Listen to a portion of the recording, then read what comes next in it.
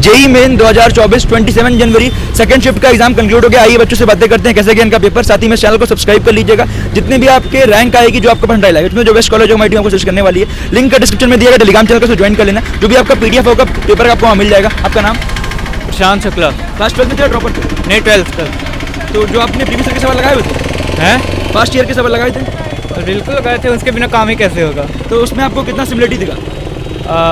जैसे पिछले साल मतलब कुछ टीचर्स ऐसे बताते हैं, जैसे अलग अलग PW के या आकाश के, तो ऐसे बताते हैं कि पिछले साल तो बताए थे कि 3D ज्योमेट्री और बायनोमियल थ्योरम मैथ से सबसे ज़्यादा क्वेश्चन इधर आ रहे थे, लेकिन इसमें देखने को ऐसे मिले नहीं।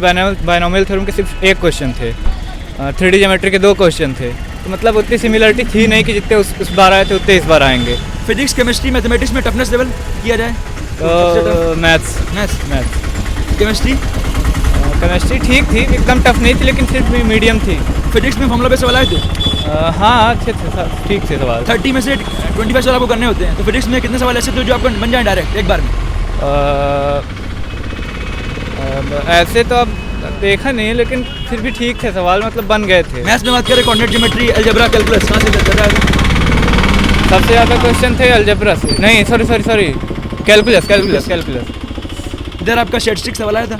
हैं? स्टैट्स का स्टैटिस्टिक्स, हाँ, एक सवाल आया था उससे। प्रोबेबिलिटी से भी एक था। पी एंड परम्यूटेशन कॉम्बिनेशन, उससे भी एक था। एपीजीपी से भी एक था। सारे सवाल ठीक थे, मतलब लेंदी होंगे बट करने के लायक तो होंगे सवाल। हाँ होंगे, मतलब नॉर्मल सारे चैप्टर्स के सिर्फ एक सवाल आ रहे थे बस।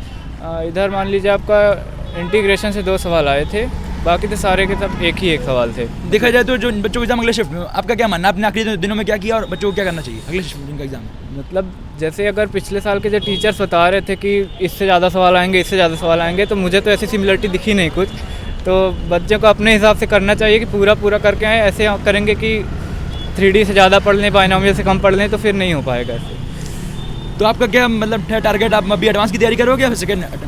पहले तो इसका रिजल्ट आ जाए, उसके बाद तो फिर 90% से ऊपर रहेगा तब तो एडवांस जाएंगे ना।